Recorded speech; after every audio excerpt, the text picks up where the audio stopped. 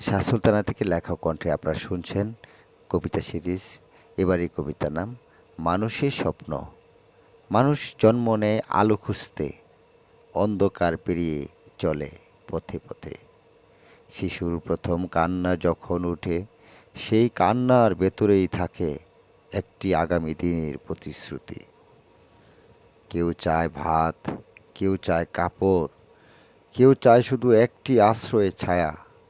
কেউ চায় বই, কেউ চায় কলম, কেউ আবার খুঁজে ফেরে অন্তহীন শান্তির গান।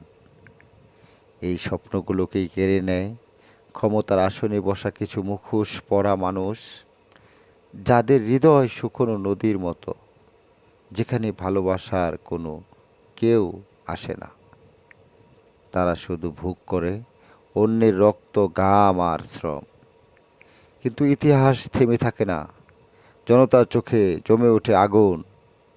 একদিন জ্বালিয়ে দেয় স্বৈর শক্তির প্রসাদ। সেই আগুনের শিখা থেকে জন্ম নেয় স্বাধীনতার গান, জন্ম নেয় নতুন দিনের অঙ্গীকার।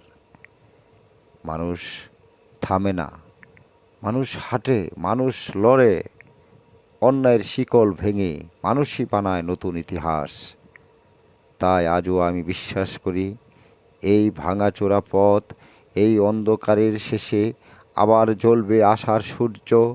আবার প্রতিটি শিশু হাসবে স্বপ্নের আকাশে উড়ন্ত পাখির মতো।